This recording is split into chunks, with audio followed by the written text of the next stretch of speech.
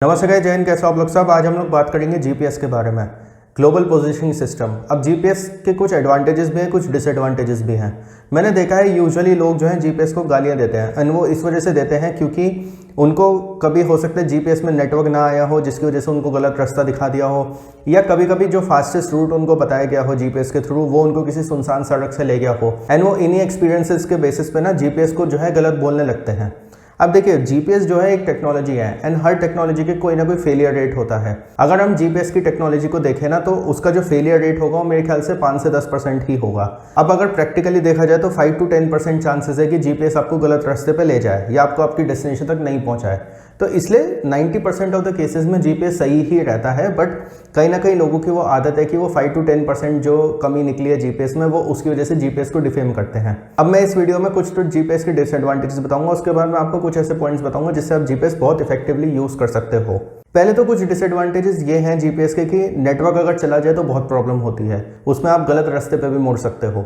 दूसरा ये है कि कभी कभी क्या होता है ना, किसी शहर में मान लीजिए कोई नई सड़क बनी है जो कि शॉर्टकट है, वो चीज़ जीपीएस पे रजिस्टर्ड नहीं है, या फिर कभी कभी क्या होता है कि वो जीपीएस जो है किसी ऐसे रास्ते से ले गया जो थोड़ा सा सुनसान है, जंगल का एरिया या कुछ भी है, शॉर्टकट के नाम पे। ये कुछ डिसएडवांटेजेस हैं थोड़े बहुत जीपीएस के, बट ओवरऑल जो है जीपीएस की टेक्नोलॉजी बहुत ज़्यादा अच्छी है, एंड इसने बहुत मदद करी है। मैं चाहे इंडिया में ट्रैवल करूँ चाहे इंडिया से बाहर ट्रैवल करूँ, मैंने बहुत जीपीएस यूज़ करा है, एंड मेरे साथ भी ऐसा ही हुआ है कि 10 में से 9 बार जीपीएस ने सही चीज़ें बताई हैं। एक बार ऐसा हुआ है कि जीपीएस का जो रास्ता बताया वो गलत था या कुछ भी था, बट मैं समझता हूँ क्योंकि हर टेक्नोलॉजी के अपने कुछ एडवांटेजेस है, कुछ डिसएडवांटेजेस हैं। हर एक टेक्नोलॉजी का अपना एक सक्सेस रेट है, तो सक्सेस रेट के हिसाब से देखा जाए तो 90% is a good success rate. अब बात आती है कि आप जीपीएस अच्छी तरीके से कैसे यूज़ कर सकते हो। सबसे पहला पॉइंट ये है कि आपका जो मोबाइल नेटवर्क है वो कौन सी कंपनी का है, क्योंकि देखिए क्या है, आप जिस भी डेस्टिनेशन पे जा रहे हैं एक बार ये रिसर्च कर लीजिए कि वहाँ पे कौन से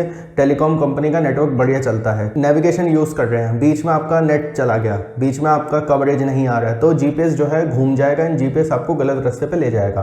तो इसलिए कोशिश करिए आपकी जो भी डेस्टिनेशन है, जैसे अगर मैं इंडिया की ही बात करूँ तो आपको ये देखना है कि वहाँ पे जियो का अच्छा नेटवर्क आता है, एयरटेल का आता है या वोडाफोन आइडिया का आता है। अगर मान लीजिए एयरटेल का आता है तो आप कोशिश करिए कि आपके घर में कोई एयरटेल का सिम हो, आप उसको लेके जाएं, फिर मोबाइल डेटा वहाँ पे यूज़ करें। या फिर जियो का आता है तो आप जियो को प्रेफर करें। ये चीज़ आप कर सकते हैं। एंड इसमें सबसे बढ़िया चीज़ जो आप कर सकते हैं ना, वो ये है कि आपको जहाँ पर भी जाना है आप उस पूरी जगह का मैप जो है उसको ऑफलाइन डाउनलोड कर लीजिए। Before going to your destination आप अपने घर के वाईफाई से ही या घर के मोबाइल डेटा से ही पूरे मैप को आप ऑफलाइन डाउनलोड कर लो। ऑफलाइन जब आप डाउनलोड कर लेते हैं तो कोई नेटवर्क का इशू नहीं आएगा। सेकंड पॉइंट होगा understanding terms of Google assistant. अब क्या होता है कि कभी कभी लोग ना जो टर्म्स बोले जा रहे हैं ना उसको सही से नहीं समझ पाते हैं। मैं आपको 2-3 एग्जाम्पल्स देता हूँ। अब सामने एक सड़क आ रही है जिसमें एक तो लेफ्ट टर्न है, उसके बाद जो सीधा है वो 2 हिस्सों में बट रही है जो रोड है, उसमें एक जो है इस साइड को जा रहा है, एक इस साइड को जा रहा है। अब मान लीजिए गूगल असिस्टेंट कहता है टर्न लेफ्ट। टर्न लेफ्ट का मतलब है कि आपको लेफ्ट टर्न लेना है, बट अगर वो कहता है कि स्लाइड लेफ्ट, स्लाइड लेफ्ट का मतलब है कि आपको उसी रोड पे रहना है, बट आपको लेन अपनी चेंज करनी है। एंड मे बी जो आगे जो रोड जो 2 हिस्सों में कट रही है उसमें जो लेफ्ट हैंड साइड वाला एरिया है आपको उस तरफ जाना है।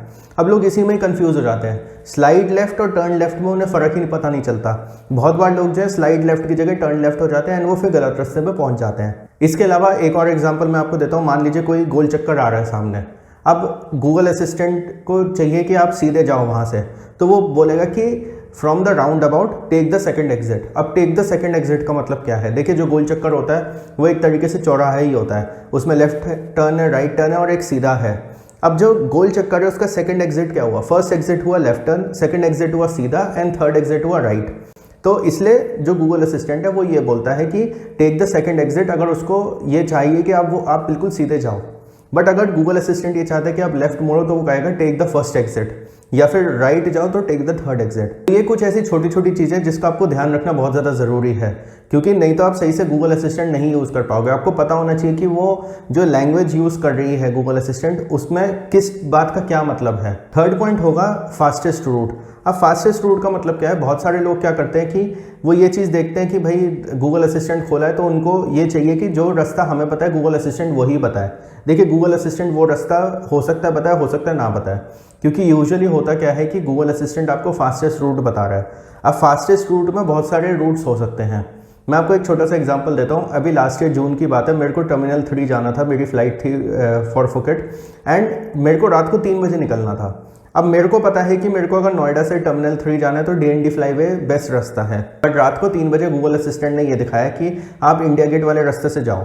अब वैसे एक बारापुला वाला भी रास्ता है, उसके अलावा एक इंडिया गेट वाला भी रास्ता है। इंडिया गेट वाला रास्ता मैंने देखा नहीं था। अनफॉर्चुनेटली मेरे ओला ड्राइवर ने जो है इंडिया गेट वाला ही रास्ता लिया, क्योंकि उसको GPS में वही दिखा रहा था कि वो सबसे ज़्यादा फास्टेस्ट रूट है, विदिन 45 मिनट्स आप टर्मिनल 3 पहुँच जाएंगे।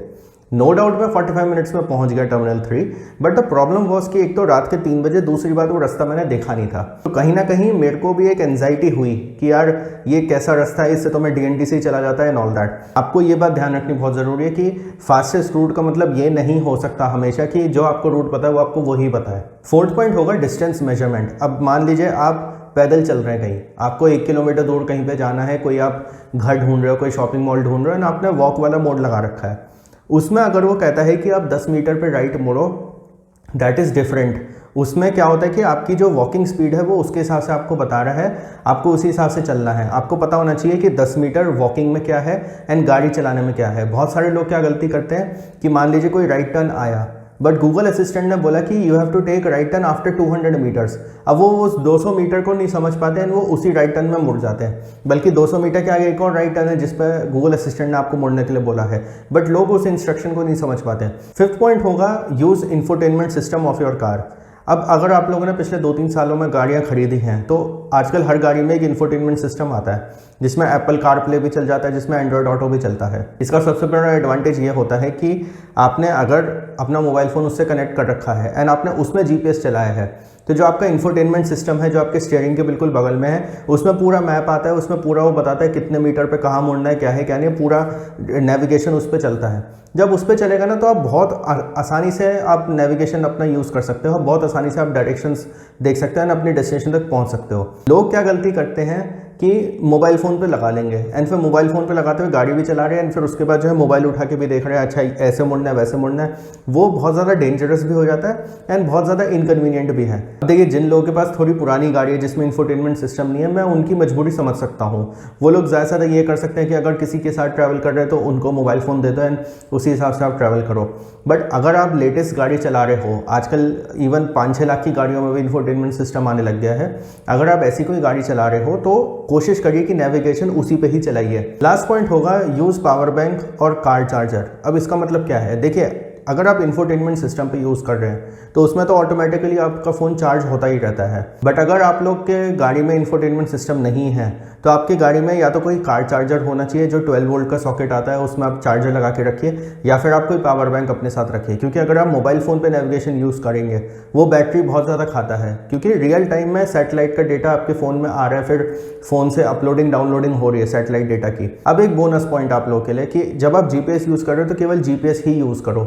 ये नहीं कि आप जो है हर 2-3 किलोमीटर पे किसी से पूछ रहे हो कि भाई यहाँ पे कैसे जाना है, वहाँ पे कैसे जाना है क्या नहीं है। होता क्या है, जो इंसान ऐसा है जिससे आप पूछ रहे हो वो अपने हिसाब से रास्ता बताएगा, GPS अपने हिसाब से रास्ता बताएगा, एंड ऐसे में हो जाता है कन्फ्यूजन। बहुत सारे लोग जो है ऐसे केसेस में कन्फ्यूज हो जाते हैं। वो GPS भी फॉलो कर रहे हैं एंड वो रास्ते भर पूछते भी चल रहे हैं कि जी यहाँ पे कैसे जाना है, वहाँ पे कैसे जाना है। ऐसे में होता क्या है कि रास्ते में आप जो है हो जाते हो कन्फ्यूज एंड आप जो है कभी कभी अपने डेस्टिनेशन पर ढंग से नहीं पहुँच पाते हो। तो इस चीज़ का ध्यान रखिए, या तो आप केवल GPS को फॉलो करिए या फिर आप रास्ता पूछते हुए चलिए। एंड हाँ, आप चाहे GPS यूज़ करो चाहे आसपास लोगों से रास्ता पूछो, रोड साइंस पे ज़रूर ध्यान रखिए, क्योंकि रोड साइंस से आपको काफ़ी आइडिया हो जाता है कि GPS आपको सही लेके जा रहा है, नहीं लेके जा रहा, या फिर जिस इंसान ने आपको रास्ता बताया वो आपको सही उसने डायरेक्शन दी है या नहीं दिया है। गाइस, ये कुछ पॉइंट्स थे GPS के बारे में। आई होप ये पॉइंट्स जानने के बाद आप बहुत अच्छी तरीके से GPS यूज़ कर पाओगे।